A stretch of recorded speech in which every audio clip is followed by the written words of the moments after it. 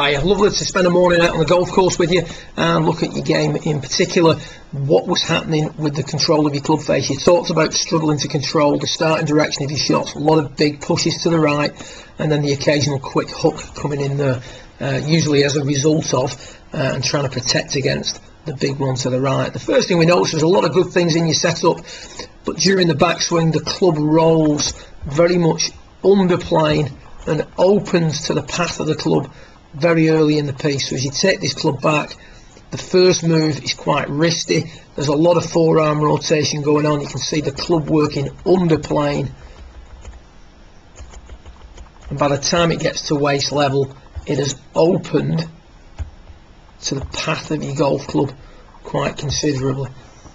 So it's almost like an opening of a gate on the way back, and the problem with that is that has got to be reversed on the way down, and you're generating some good speeds. The other thing we talked about was trying to get the idea of allowing the right knee flex to diminish on the way back. You keep a little bit too much flex in your knees, and that's causing your hips to drift off the ball during the backswing, causes the shoulder turn to be a little bit too flat, also linked with players who sway off the golf ball too much.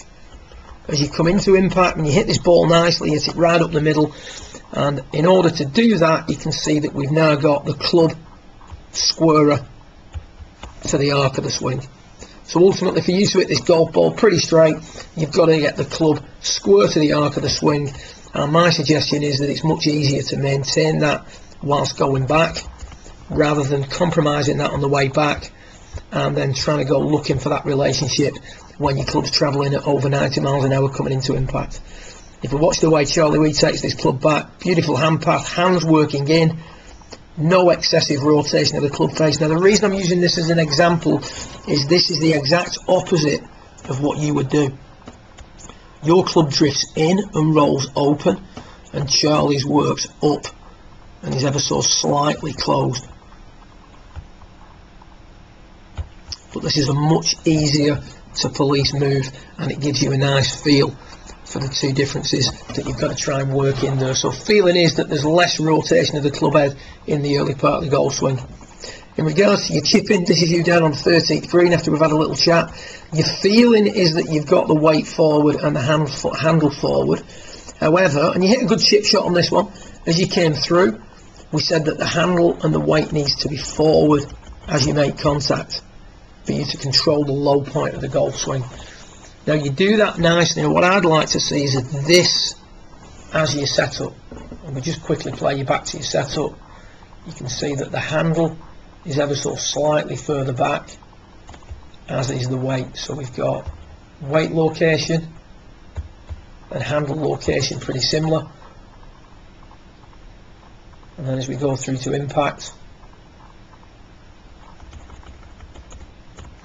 both the weight and the handle have moved forward slightly, which is why you hit that golf shot so well. Now again, as with the driver, it is possible to create that, but it's much easier to maintain something. So I would say at setup, get your weight a little bit further forward, keep the handle forward, and then from there don't be in a rush to get the club head back to the ball. Always leading with the handle and think in terms of a flat left wrist rather than a stiff left wrist. As I said, great session. Look forward to some feedback. Hopefully this helps, and I look forward to working with you again in a month or so's time. Well done.